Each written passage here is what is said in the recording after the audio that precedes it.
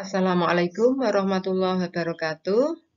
Bertemu lagi dengan saya. Kita membahas materi mengenai hati sebagai organ ekskresi. Hati terletak di sebelah kanan abdomen dan di bawah tulang rusuk. Beratnya kurang lebih 1,5 kg atau 3–5% dari berat badan. Hati mempunyai keistimewaan, yaitu dapat menumbuhkan kembali sel-sel yang sudah rusak akibat terluka atau terkena penyakit. Nah, fungsi dari hati pertama adalah tempat menyimpan energi dalam bentuk glikogen. Yang kedua, menyimpan vitamin, mengumpulkan dan menyimpan vitamin A, D, E, K. Selama 2–4 tahun, yang diambil hati dari aliran darah yang diangkut oleh vena porta hepatik. Yang ketiga, pabrik kimia tubuh. Jadi hati memproduksi yaitu albumin yang membantu ketersediaan kalsium dan unsur penting dalam aliran darah. Kemudian membantu pergerakan air dari aliran darah ke jaringan. 2 atau B, globin, yaitu membentuk hemoglobin. Nah, pembawa oksigen dalam sel darah merah. Yang C, globulin, yaitu sekelompok protein yang di dalamnya mengandung antibodi sebagai sistem kekebalan tubuh. Kemudian komponen kunci membran sel yang mengangkut lemak dan aliran darah ke jaringan. Kemudian pembentuk fibrinogen dan protrombin. Yang keduanya ini membantu menyembuhkan luka, membentuk zat pembeku, dan kolesterol. Kemudian fungsi yang lain yaitu pembersih atau detoksifikasi.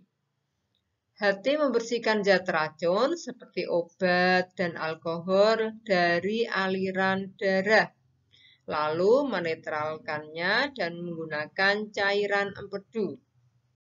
5. Memproduksi cairan empedu. Nah, cairan empedu ini mengandung air, asam empedu, garam empedu, kolesterol, fosfolipid atau lecitin, zat warna empedu atau pigmen bilirubin dan biliverdin, maupun ion.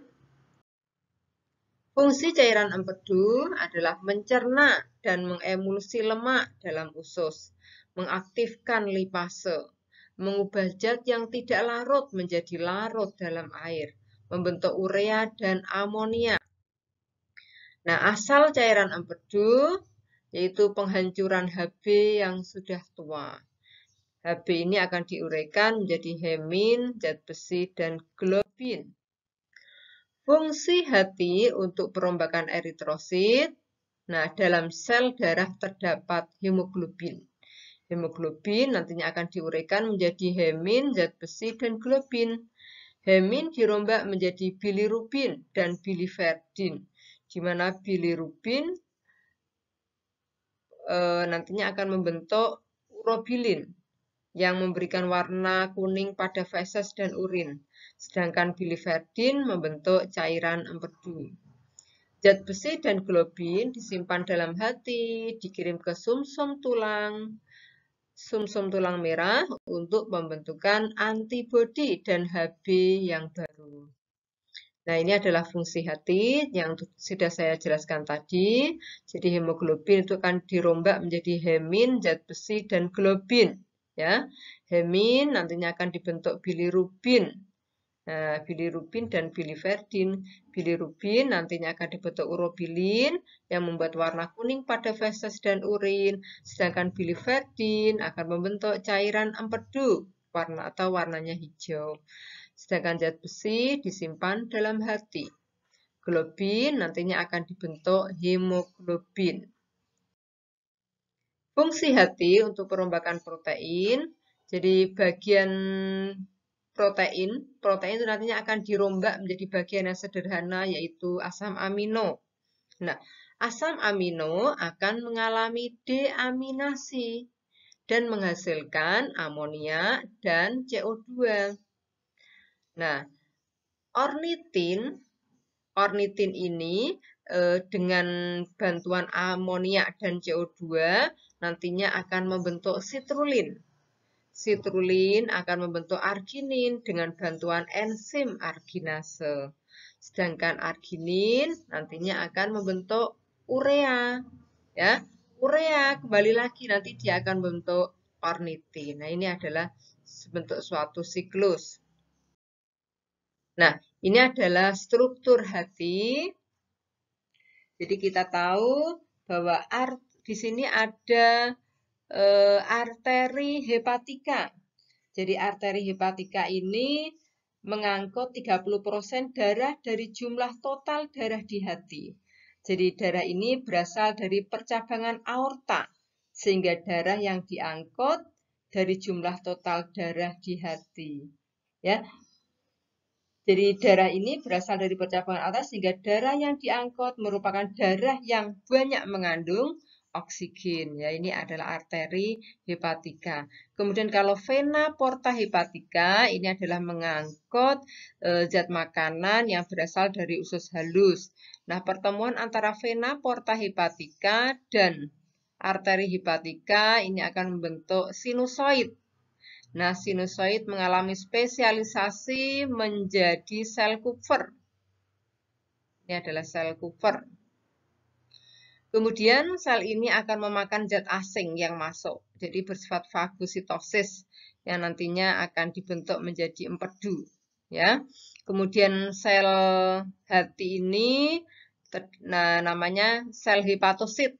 Ya, antara sel hepatosit dipisahkan oleh kanalikuli ini. Kemudian antara lapisan hepatosit 1 dengan hepatosit lain dipisahkan oleh lakuna. Ya.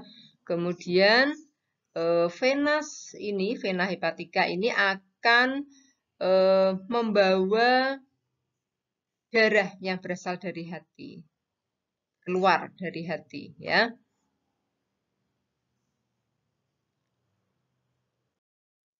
Nah, ini hati, kantong empedu, ini ada saluran empedu, ini limpa, ini pankreas.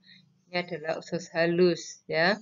Jadi ini nantinya, ini duodenum merupakan muara, ini saluran, ya. Oke. Nah, ini contoh hati yang terkena sirosis. Kalau ini hepatitis yang kronik, di selnya rusak. Ini terkena kanker. Gangguan pada hati, hepatitis atau radang hati. Bisa hepatitis A, hepatitis B, hepatitis C. Nah, ini. Nantinya gejalanya adalah lemah, letih, lesu, nyeri otot, kemudian demam, mual, nafsu makan berkurang, air kencing warnanya gelap, dan flu. Nah, ini gejalanya. Penyakit kuning atau jaundice merupakan penyumbatan saluran empedu.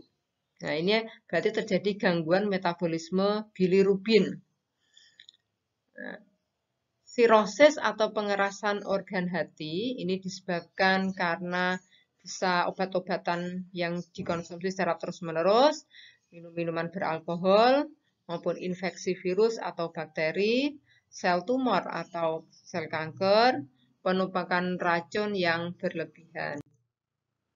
Nah, ini bisa ciri yang lain nanti gejalanya bisa perut kembung, mengeras, ya perutnya mengeras dan membesar, kemudian demam, dan tubuh sulit untuk digerakkan. Nah, sekian materi dari saya. Semoga bermanfaat. Wassalamualaikum warahmatullahi wabarakatuh.